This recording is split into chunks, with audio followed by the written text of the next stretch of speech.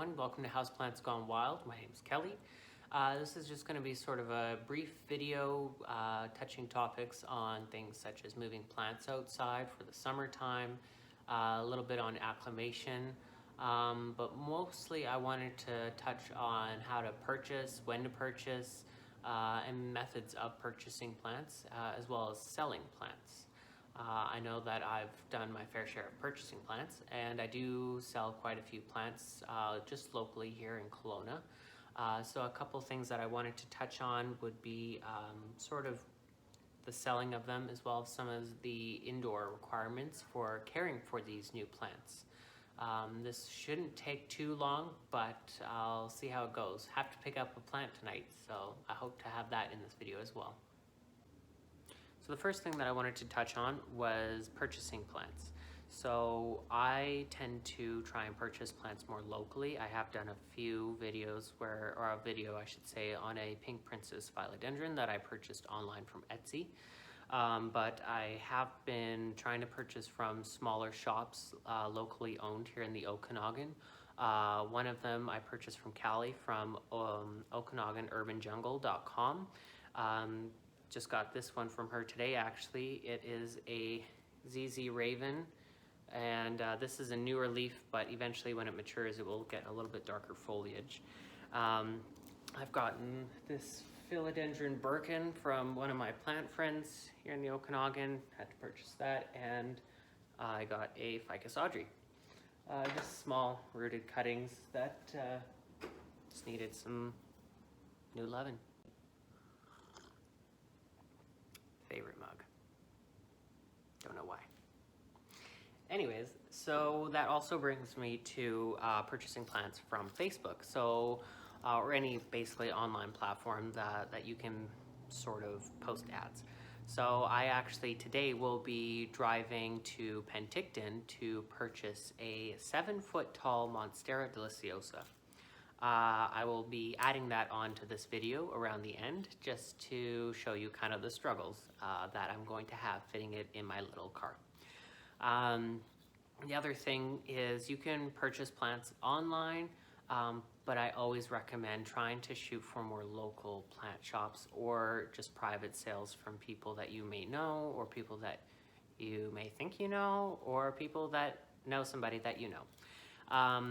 Because buying plants online or even just locally can be a little bit risky, especially when you're bringing into the home and you have a bit of a collection. If you have one plant that might have some pests, though they're not uncommon, and it does happen, but it is also something to be really mindful of, because if you bring a plant that is infested with, say, fungus gnats or spider mites, they can quickly spread. They are somewhat easy depending on the scale. They are easy to handle and to get rid of, but at the same time it's just a little bit more of a headache, especially if you have a little bit of a larger collection. It can take quite a while to try and get them under control.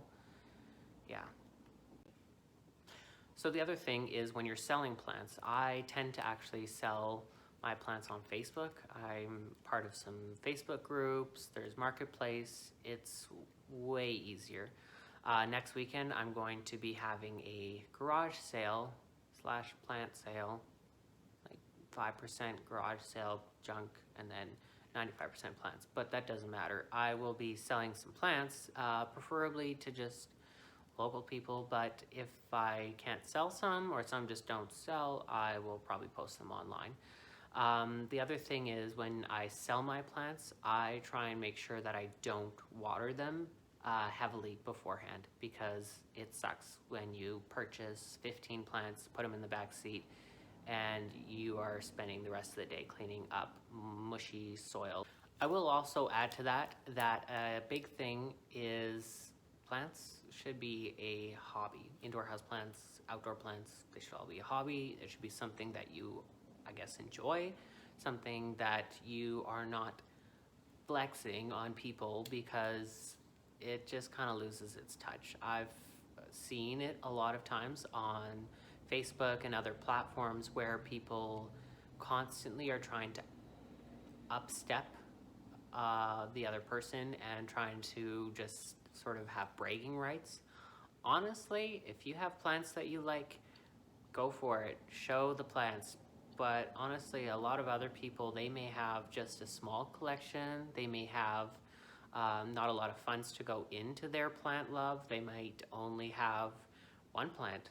They might have a dead plant or a fake plant. Well, no, they won't have a fake plant. That doesn't. But they will have a different scenario than you might have. So the big thing is love plants, be kind, and try and just share the plant love and not try and bash other people. So the other thing that I wanted to briefly mention is transferring plants for the growing season. I put probably 40 to 60% of my houseplants outside for the summertime. It is roughly 6 to 10 degrees Celsius at nighttime here in the Okanagan, so I'm only putting out the hardier plants. Right now on the deck, I can see I have a yucca, cane, ficus elastica, and a bunch of cacti. They are a little bit more hardy. They can withstand a little bit of a lower fluctuation in temperatures, but it's something you still got to be mindful of. A lot of plants I'll keep inside because in the summertime we open the doors, the windows to cool the house off, and oftentimes I find I'm cranking up both our humidifiers to try and keep the humidity somewhat relatively moderate to high in the house. Just because when we open the doors and windows, it drops from, it says 70% to around 35 to 40 quite quickly. So that's something to be mindful of. Want to keep the humidity up a little bit more in the summer because that hot, dry air. Plants also dry out a lot quicker in the summertime. One thing, like for this pot, it's terracotta. It's been painted so that it's an acrylic paint as well, plant-friendly one. So it's trying to actually repel some of the, where it kind of holds in some of that moisture. But during the winter time, that can also lead to problems like a little bit too much liquid love and overwatering your plants.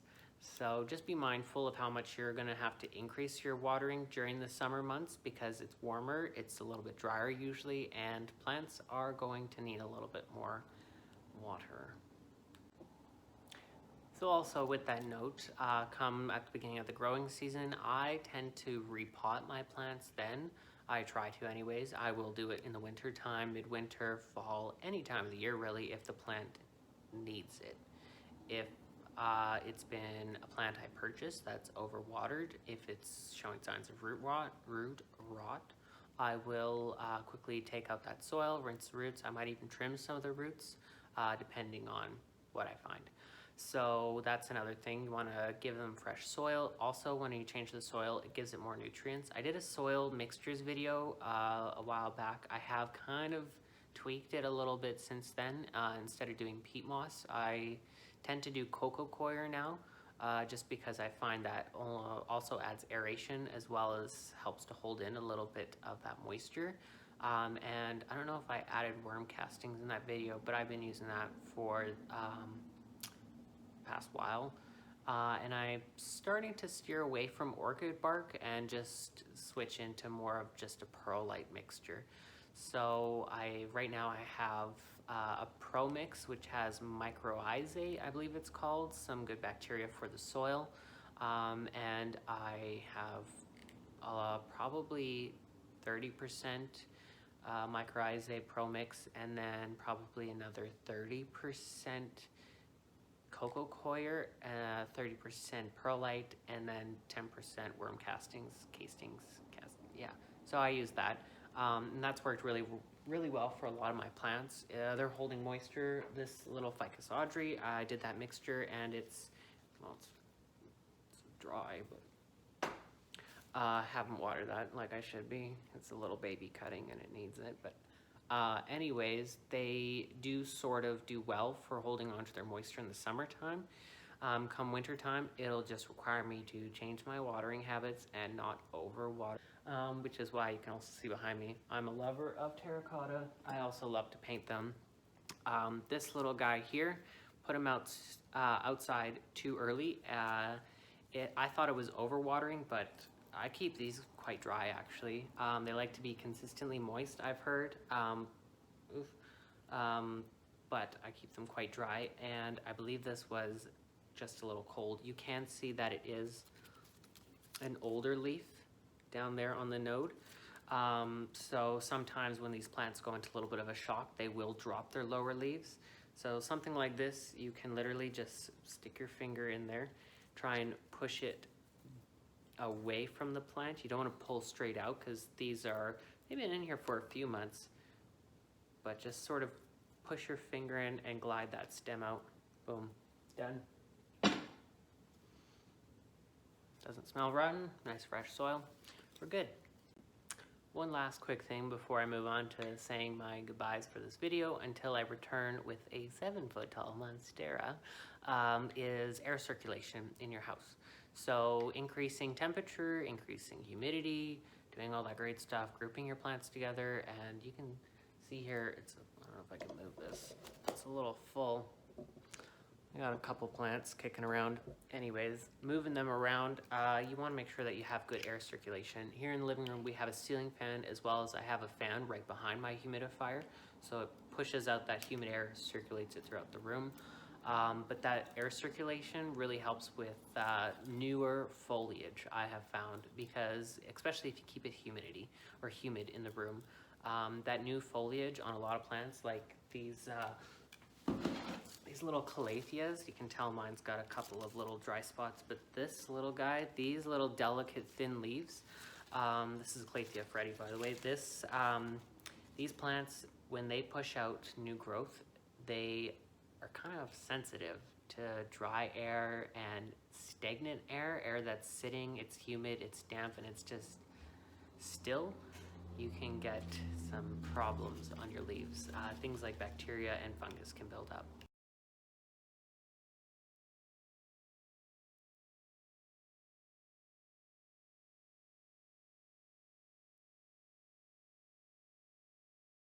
Just made it home, only one leaf casualty, and I'm gonna see if I can give it some fresh soil and a fresh pot.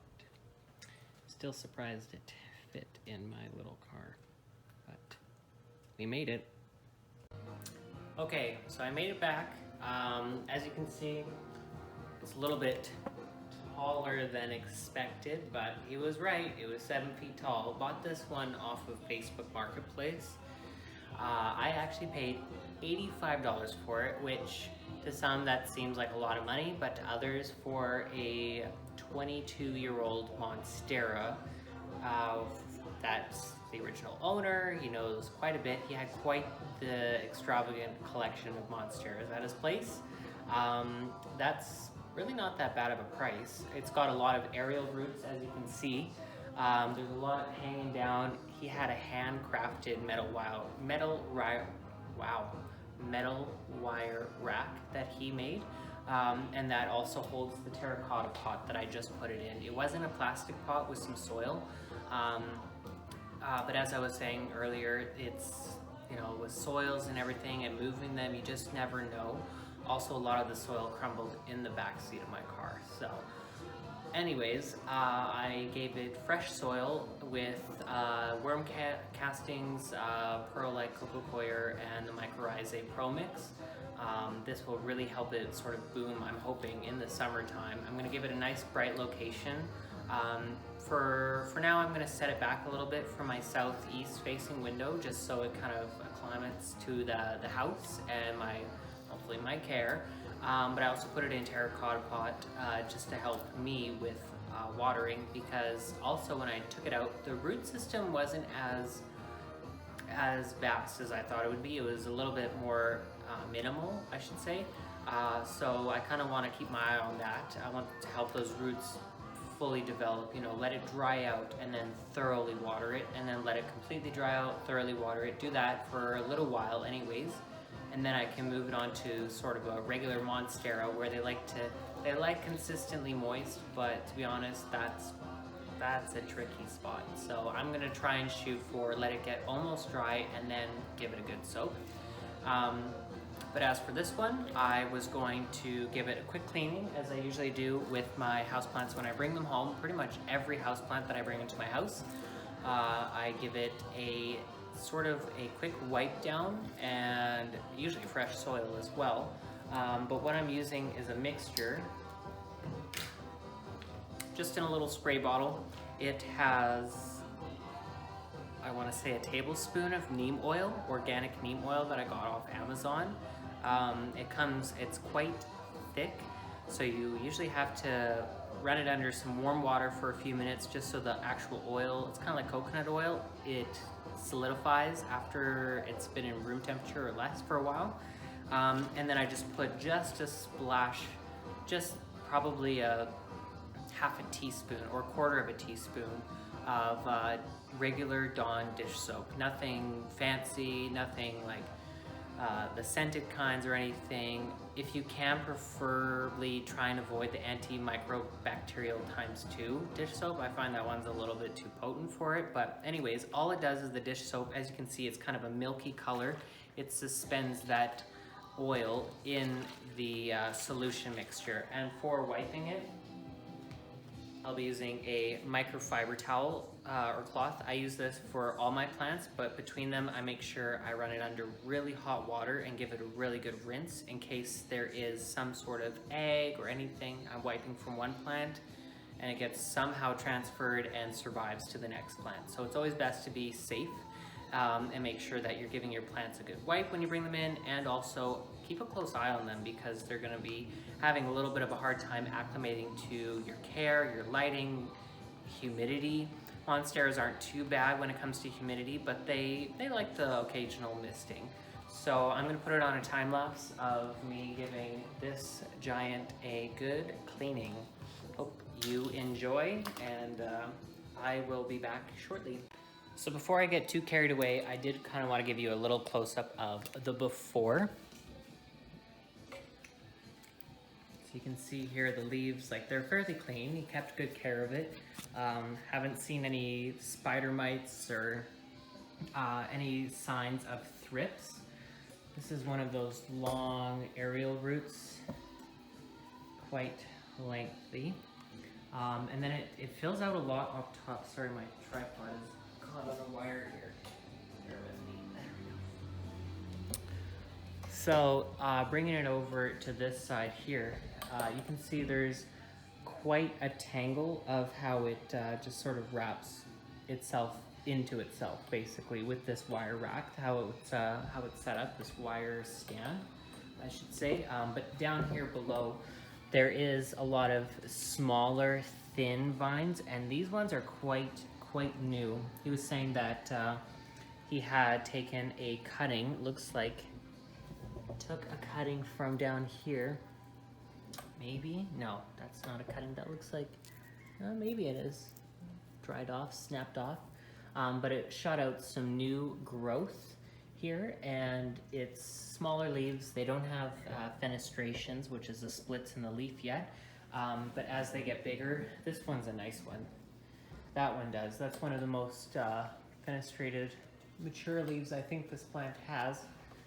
There might be more up top, but to be honest, it's kind of hard to see. So when I took it out of the pot and transplanted it into a terracotta with fresh soil, I left it in its zone up there. I didn't want to untangle it, and I didn't want to risk the breaking of any leaves. I did lose one leaf during transition from his place to my car to our place. So I want to keep it that way. Anyways, back to the time lapse.